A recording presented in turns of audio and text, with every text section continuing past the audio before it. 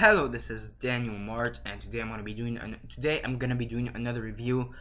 This time around, I'm gonna be doing a review for No Escape, and it stars Pierce Brosnan, Owen Wilson, Lake Bell. Um, let's see if I could get this name right now. Sahajak Boone Danakit. Okay, yeah, basically portraying Kenny Rogers, which was funny as hell. Um, and yeah, and then there's the two girls here that were also pretty good. If I could, let me find their names because they're also ones to mention. The two little girls. Um,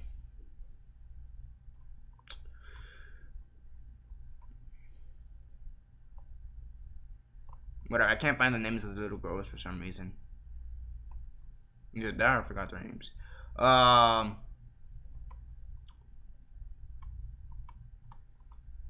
Yeah, whatever. Before I begin though, 10 seconds, 10 seconds spoiler warning as usual. Actually, I found the two girls' names, Clay Gear and Starling Gerrans.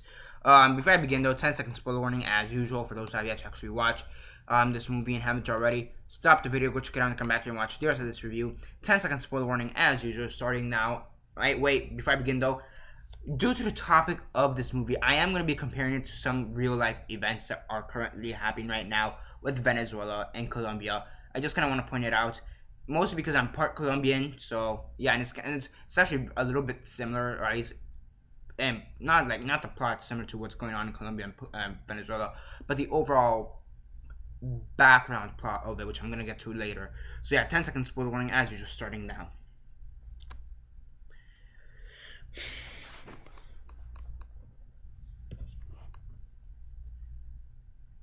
Okay, so 10 seconds are up. So for those who have yet to actually watch this movie and haven't already, please don't comment down below or be messaging me that I never gave you a fair warning, because as usual, I did.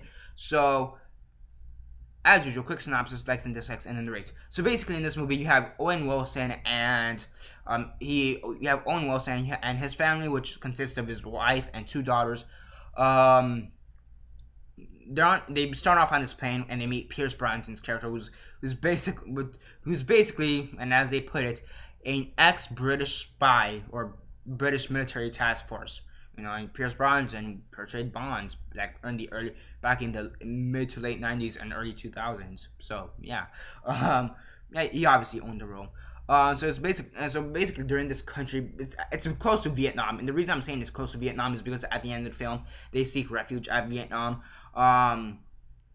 So and I actually haven't searched up which countries are close to Vietnam or border Vietnam. So yeah, but during this Middle Eastern country right next to Vietnam, and basically all hell breaks loose. There's riots going on everywhere, and you have these terrorists. Basically, I'm not gonna say they're ISIS or Al Qaeda, Taliban, whatever. But they're basically this group of they never really specify, but it could be either one of those three or any other type of group.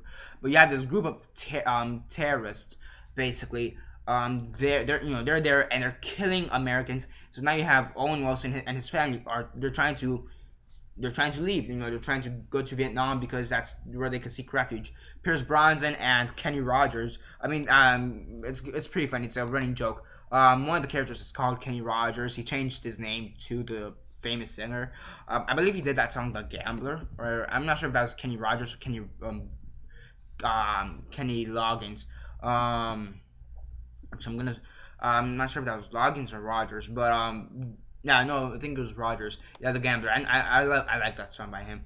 Never aside from that. So basically, Pierce Brosnan and Kenny Rogers, you know, they're trying to protect this group of family because they're one of the few Americans who have been able to survive this whole terrorist attack. And basically, these terrorists are killing any and all foreign people, I guess tourists, and anybody who's trying to protect them, specifically Americans. Okay, and then eventually they do get to Vietnam. Now I'm gonna be comparing this to what's currently happening in Venezuela and Colombia. Again, I'm part Colombian. For those who haven't known my, I'm not gonna say I'm part Peruvian and part Colombian. Okay. Now I'm not gonna say the stuff going down in Colombia is near and dear to my heart, cause it's for me, it's not one of those things that I don't give a shit. Like for me, I'm just desensitized to all hell. So like I care to a certain extent. Like oh shit, it sucks that Colombians are getting kicked out of Venezuela, but it actually have like a long, from what it seems, I have like a long distant family member living in Colombia, not in Venezuela. It's like my grandpa's cousin or something like that. So yeah, it's long distance. So yeah, I'm not gonna say I care or don't care. It's like one of those things is like kind of the touchy subject. For me, I'm just gonna say I'm desensitized. It sucks that it's happening, and the reason for it's just fucking stupid. So yeah, I mean, one of the main reasons it's happening is because it's just fucking stupid. Basically, the Venezuelan president Maduro right now, he um he doesn't really like Colombians for one because of economic issues, which is surprise surprise whatever. If you guys know how economy works, more people means I guess more money production or something like that. And then the second one, which is one of the more popular stories, is because I believe it was like a group of like a small group of Colombians, like three, four, or five, decided to go to like this military base or whatever, and they ended up killing like five Venezuelan military officers or whatever, some bullshit like that. Maduro got pissed off. I heard that he either imprisoned and tortured them or whatever, or killed them or something, and now he wants to deport and or kill every single Colombian in Venezuela, and it's estimated that about 5 to 15,000 Colombians are in Venezuela. So yeah, and I do want to discuss this with this movie review because again it's similar in a way because you have this Middle Eastern country kicking out. Well, it's more killing. They're in this case they're killing any Americans, but you get the essence. And I just kind of want to mention it. It sucks for me. This is how I view it though. We've seen this in the past with several times. The most famous one being the Holocaust. Let's go on with that. But anything before or after Holocaust, I mean, you have Rwanda. It happened back in Rwanda. If you see Hotel Rwanda, you know exactly what I'm talking about. It happened back in Slovakia or the Turks or whatever, back in the mid to late 90s. Where with like it's around Turkey or around that area, around the Turkish area or the Yugoslavian area. I'm not completely sure what area. I need to go back to world history and check what area that was, but whatever. And even more recently, even a little bit before Colombia and Venezuela, we saw this with Russia and Crimea. They were kind of doing the same shit. And if you go before the Holocaust, I mean, we have the Pilgrims getting kicked out of Europe because of their beliefs. So the Pilgrims are kicked out in Central America and all that bullshit. There's some stuff with the Attila the Huns and the Vikings and all that other good bullshit. So I mean we've the British getting kicked out during the Civil War, kind of a bit. I mean they weren't really getting, well, some of them were getting kicked out, some of them were getting killed because it was war, but still thing. Same thing. So yeah, I mean for me, and with this movie, it just kind of shows how at this time it's how relatable, I guess you could say, it is. With all the crazy shit that's going on, it's more relatable than you'd expect, and that's what really surprised me, that just how relatable for the time it is. And I think that's one of the things that when you watch this movie, you're gonna realize, holy shit, this is actually more relatable to our time than it should be, Because if this came out back in like the mid 2000s, let's say, I mean, none of this was really happening. Nobody really cared. It's like, oh, it's just another cool action movie. Yes. This came out, let's say, back in the mid 80s. People would say, yes, it's a very cool, fun action movie. Okay. Probably with stars Sylvester Stallone or Schwarzenegger, but still, same thing. So yeah, I think that's one of the best things about this movie, just how relatable to its current time it is. Now when it comes to the action, yeah, the action's pretty good. I mean, you have this one action scene where you have Pierce Brosnan and Kenny Rogers, and they're protecting Owen Wilson's family, and they're going down these steps, and Kenny Rogers, he gets killed. So he gets killed, whatever. And like, it sucks because it was pretty funny. So now you have Pierce Brosnan, and he has like these 3 pretty cool kills. So he's shooting at these 2 guys, and they're about 50 like about probably more than 50 yards, maybe a good 100, maybe 150 yards away. That's supposed. Okay, and he's with a handgun, and he headshots both the guys, and he basically headshots both the guys from like about from with by with 100 about 150 yards distance with a fucking handgun while they're using assault rifles or whatever. I mean, one of them does get them because he got a fatal bullet to like right here, the lower abdomen, lower abs or whatever. So I'm like, ah, shit, is he gonna die? And he does die, but he dies like a hero because he kind of passes out for like a couple seconds out in the streets, and he's kind of like, yo, just leave me, He takes off his necklace, gives it to one of the little girls. He's like, come on, be brave, and just go, leave me, it sucks, but whatever. So he sees this like garbage truck that's about to kill him, like run him over. So he's like, he musters whatever little strength he has. He gets down and like, he basically kneels down with a handgun, basically there. And when the truck gets close enough, he headshots the guy in the truck. He basically goes like, "Kill me, motherfucker!" And he gets ran over. I mean, he was gonna die, but like he probably one of the most badass ways to go.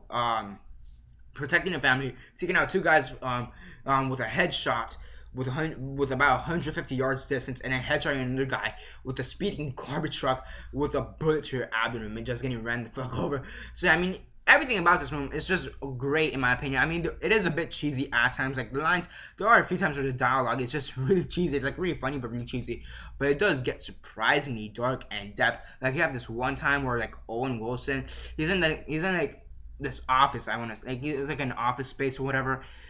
And one of the terrorists, I guess, fainted or whatever from the attack that was going on. So he kind of passed out. And then when Owen Wilson's about to escape, this terrorist wakes up, and Owen Wilson manages to catch up, tackles him to the floor. He's like, "Shut up, or I'm gonna kill you." So he's like, "Are you promise you're not gonna scream?" And I'm like, first off, I'm wondering, does this guy even know English? I'm like, whatever. So the guy screams like several times, and it gets dark. Like it's surprising. But it's one of those things that it's expected, and it matters that he did it. But he can basically grab, like, I don't know if it's a candlestick or a lamp. He bashes the guy over the head, and it was like, I kind of wish I was. I'm one of those guys who's just so, because I'm so desensitized to shit like this. I just kind of wanted to see like the guy's skull like maybe bleeding out or whatever, or something like that, like the crushed skull, or the bloody lamp or candlestick or whatever he used. I'm kind of morbid and desensitized like that, but whatever. Again, I mean, overall, the acting's actually also pretty good. And for those who don't know, this is actually Owen Wilson's first dramatic role since 2001 with Behind Enemy Lines, if I'm not mistaken. I believe it's Behind Enemy Lines or something like that. I'm not completely sure. I would need to double check on that, but I want to say it's Behind Enemy Lines. Back in 2001, 2002, maybe 2001, 2002. I'll check right now, but I'm almost positive it's like Behind Enemy Lines. Yeah, Behind Enemy Lines. Yeah, because all his other films since then have been mostly have all been comedies. He did the Night at the Museum trilogy, Fantastic Mr. Fox. He did Community. He did Cars, Wedding Crashers. Yeah, Meet the Fockers. Midnight in Paris. Actually, I guess you could argue Midnight in Paris is more of a romance. Inherent Vice, I actually haven't seen, so I can't really comment on that. Kind of surprised he's in that film. And Zoolanders. So yeah.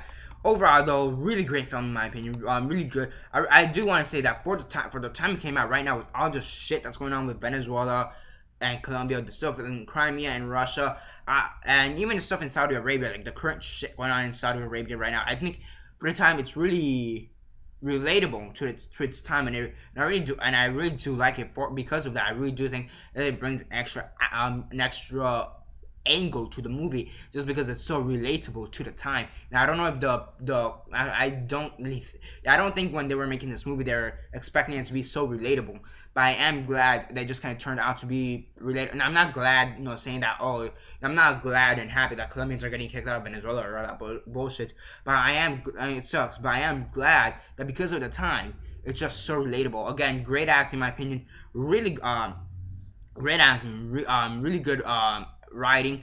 Action scenes, the action scenes were great, and they are tense. There are some really tense moments, like towards the end of the film, like all the way towards the end of the film, like one of the Owen Wilson, he's about to get killed, and one of the little girls just kind of runs up to him, one of his daughters, and one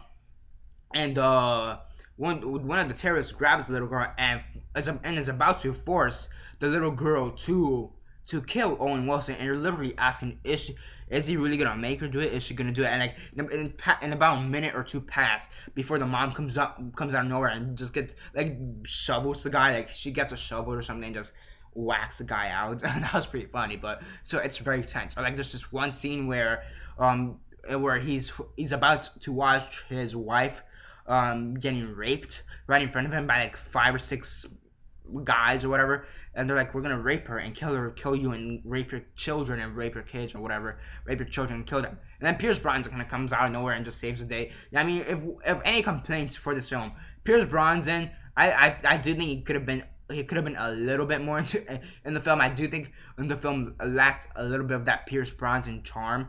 But overall, it was really, really great in my opinion for the time, especially for the time.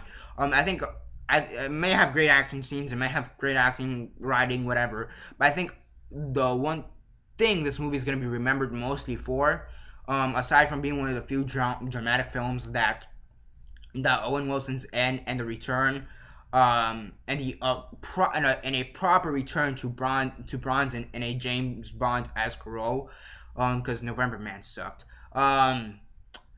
I think the only other thing this is going to be truly remembered for and appreciated for, is the fact that it's so relatable to its time with all the crazy shit that's going on right now. I mean, yes, great action again, fantastic action, great writing and acting, but I think if it has to be remembered for one thing, it's just how relatable it is to its time. Okay, and I mean, there's really no other way I could say it. It's a great movie. On a scale of 1 to 10, 1 being the worst, 10 being the best, and 6 being decent, I'd give this movie an 8.5